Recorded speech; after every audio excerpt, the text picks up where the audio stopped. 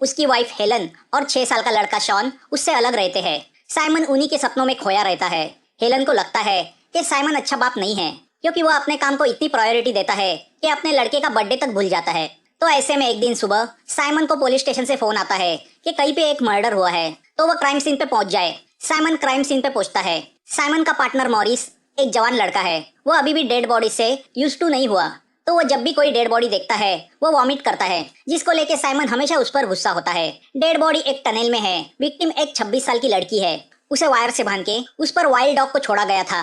वो डॉग उसे नोच नोच के खा गया, जिससे उसकी मौत हुई थी। बॉडी को देख के साइमन समझ जाता है कि क्यों मॉरिस ने वॉमिट किया। वहाँ की गटर में साइमन को एक मेंढक मिलता है, जो ज्यादातर गार्डन में पाया जाता है। साइमन यही सोचता है कि वो वहाँ कैसे आया। साइमन को इतना ही पता चला है कि एक आई विटनेस ने एक रेनकोट पहने हुए आदमी को वहाँ देखा। फोरेंसिक डॉक्टर को डॉग के पेट से एक कागज का टुकड़ा मिलता है, जिस पर लिखा होता है डॉग फूड पनिशमेंट, मतलब कुत्ते के खाने के रूप में सजा।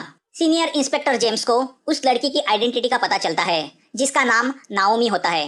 तो अब साइमन नाओमी के बॉयफ्रेंड को मिलने जाता है। उसकी बातों से पता चलता है कि वो और नाओमी एक दूसरे से बहुत प्यार करते थे। इतना प्यार करते थे कि जब नाओमी को पता चला कि उसके बॉयफ्रेंड को डॉग की एलर्जी है, तो उसने अपने प्यारे डॉग को भी छोड़ दिया। तभी किसी अपार्टमेंट में एक लड़का घर में अकेला होता है और बार बार डोरबेल बजती रहती है, मगर डर के मारे वो लड़का दरवाजा नहीं खोलता। तो अब दरवाजा खोल के कोई अंदर आता है। लड़का किचन में जाके नाइफ उठाता है। वह जैसे ही बेडरूम में आता है, दरवाजे के पीछे मेंढक का मास्क पहना हुआ आदमी खड़ा होता है। वह आदमी शॉक चार्जर से उस लड़के को बेहोश करता है। अब किसी वीरान पड़ी फैक्ट्री में वह आदमी उस लड़के को लेके आता है। वह उस योशी नाम के लड़के से कहता है कि दिन भर तुम सिर्फ खाते हो और सोते हो, कुछ काम नहीं करते। तुमने कभी सोचा है तुम अपनी माँ पे एक बोझ हो और ये गुनाह है, तो तुम सजा के हकदार हो। वह उसे एक पेपर दिखाता है, जिस पर लिखा होता है माँ के दर्द की सजा। वह आदमी योशी से कहता है कि मैं तुम्हारे शरीर से उतने ही वजन का मांस निकालने वाला हूँ जितना तुम्हारा वजन जन्म के वक्त था।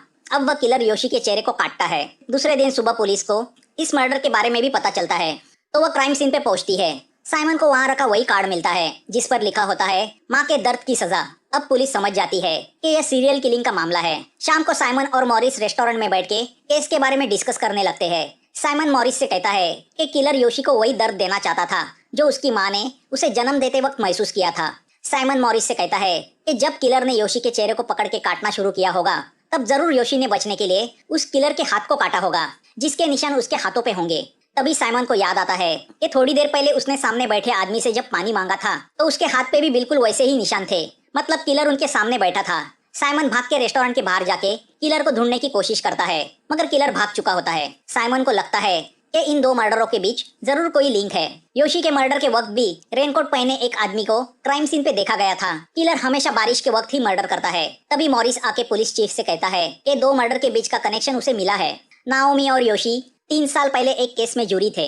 केस एक 12 साल की लड़की यूमी के किडनैपिंग और मर्डर का था, जिसमें जूरी के फैसले पे टेरी नाम के एक आदमी को डेथ पेनल्टी हुई थी। किलर उस केस में इन्वॉल्व सभी जूरी को मार रहा है, जिन्होंने टेरी को गुनहगार ठहरा के सजा का हकदार समझा।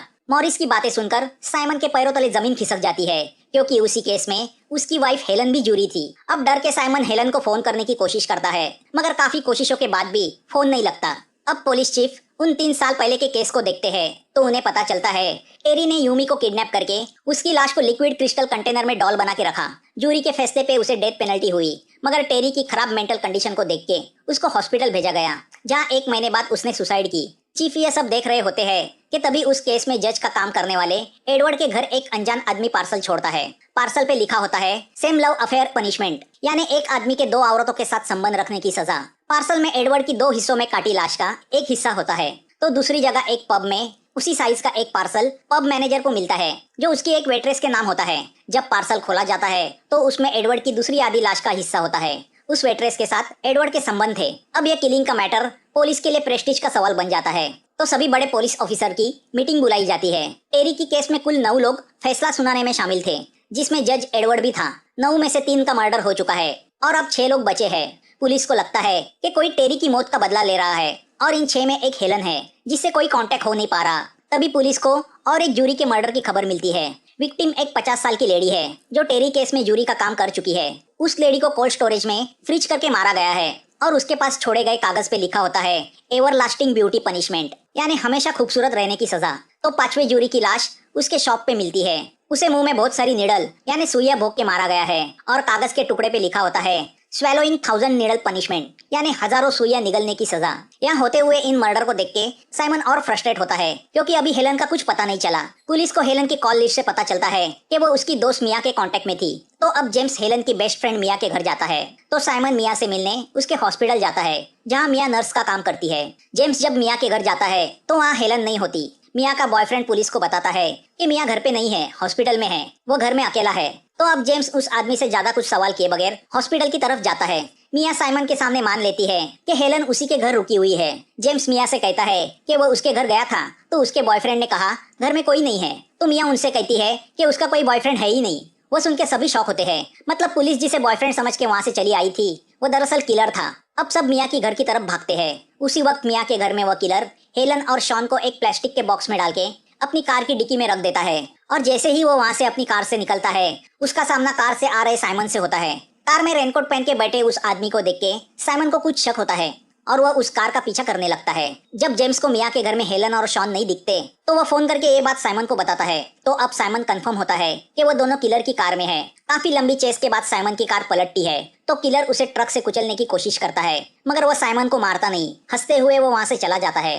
अब साइमन को रेस्ट दी जाती है, मगर डिस्टर्ब साइमन मॉरिस के जरिए केस के पेपर्स मंगा के खुद इन्वेस्टिगेशन करने की सोचता है। साइमन 3 साल पहले मरे टेरी की हिस्ट्री पढ़ता है, तो उसे पता चलता है कि टेरी तो यतीम था, तो कौन उसकी मौत का बदला ले रहा है। साइमन को लगता है कि यूमी के जिस मर्डर में टेरी को दोषी ठहराया गया, वो यूमी का मर्डर भी शायद इसी सीरियल किलर ने किया है। हर सीरियल किलर अपने किए गए मर्डर को एक आर्ट समझता है, और उसकी आर्ट यानी उसकी मेहनत अगर किसी और के नाम पे चली जाए तो उसे गुस्सा आना लाजमी है। जूरी ने टेरी को कातिल ठहरा के यूमी का वो मर्डर टेरी के नाम पे कर दिया, जो शायद उस सीरियल किलर ने किया था, जिससे वो किलर जूरी पे गुस्सा हुआ और उन्हें मारना शुरू किया। साइमन मॉरिस से ये सब कह रहा होता है कि तभी वहाँ वही मेंढक का मांस पहना हुआ किलर आता है, मगर वह रेस्टोरेंट के बाहर होता है। उसे देख के साइमन तुरंत समझ जाता है कि वही सीरियल किलर है। वो और मॉरिस दोनों उस किलर का पीछा करने लगते हैं। मॉरिस उस किलर तक पहुंच भी जाता है कि तभी साइमन को उस किलर का फोन आता है। वो उसे पास ही के एक बिल्डिंग की टेरेस पे बुलाता है। साइमन जब टेरेस पे पहुंचता है तो देखता है किलर ने मॉरिस के हाथ बांध के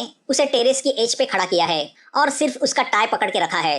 मॉरिस नीचे गिरने की कगार पे है। किलर साइमन से कहता है कि वह एक आर्टिस्ट है, पापी लोगों को अलग अलग तरीके से मारना उसका आर्ट है, और वह चाहता है कि उसकी यह कला दुनिया के सामने आए, उसकी प्रशंसा की जाए। किलर मान जाता है कि उसी ने आर्टिस्टिकली यूमी को मारा, मगर उसका ये काम टेरी के नाम किया गया, जो बिल्कुल इस आर्ट के लायक नहीं था। पुलिस ने भी गलत तरीके से उसकी तहकीकात की और यूमी की मौत का क्रेडिट टेरी को दिया गया, जिसका बदला वह उन सबसे लेगा।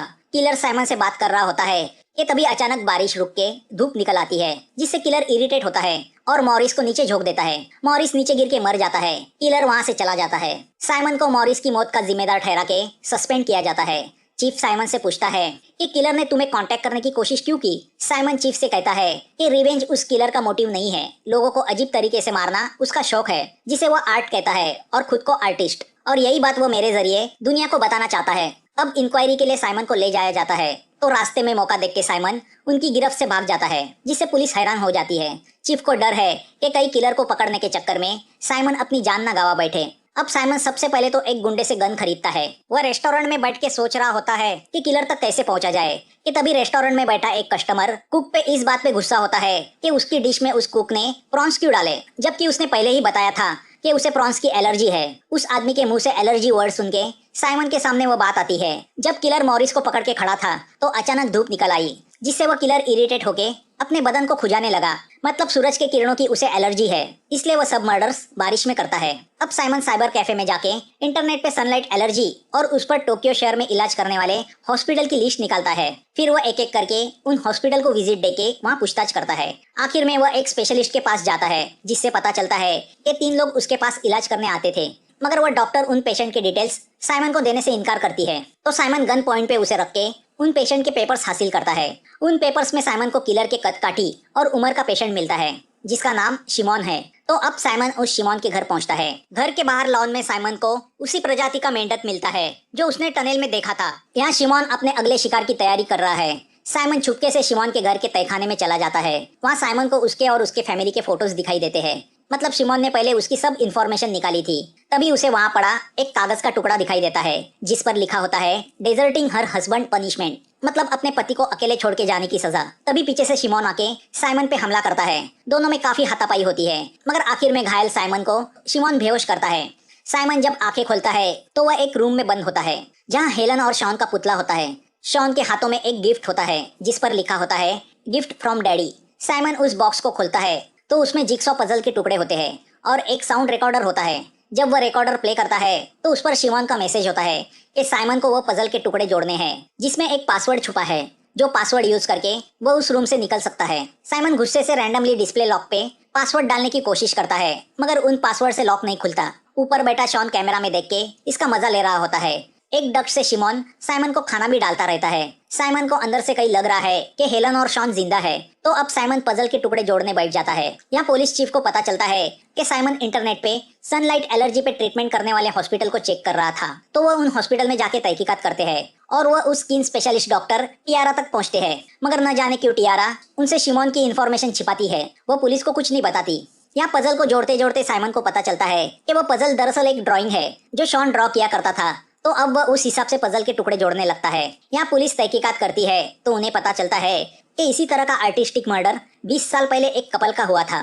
दोनों हस्बैंड वाइफ को मर्डर करके एक पेंटिंग की तरह पेंट करके बेड पे सुलाया था। वह केस अनसॉल्व रहा था। उस कपल को एक लड़का था जिसे सनलाइट की एलर्जी थी और उस वक्त वह जापान की एकलौती ऐसी केस थी। लड़के का नाम शिमोन था। अब गहराई में जाके पुलिस जब खोज करती है तो उन्हें पता चलता है उस लड़के की एक बड़ी सिस्टर भी थी जिसका नाम टियारा था। अब ये नाम सुन के चीफ को याद आता है कि उस स्किन स्पेशलिस्ट डॉक्टर का नाम भी टियारा था। माँ बाप के मरने के बाद टियारा को एक डॉक्टर कपल ने अडॉप्ट किया था, तो शिमोन को यतीम खाने भेज दिया गया था। यहाँ दूसरे दिन शिमोन जब साइमन को खाना डालता है तो साइमन उससे कहता है कि वह सिर्फ एक बार उसकी वाइफ और बेटे से बात करना चाहता है।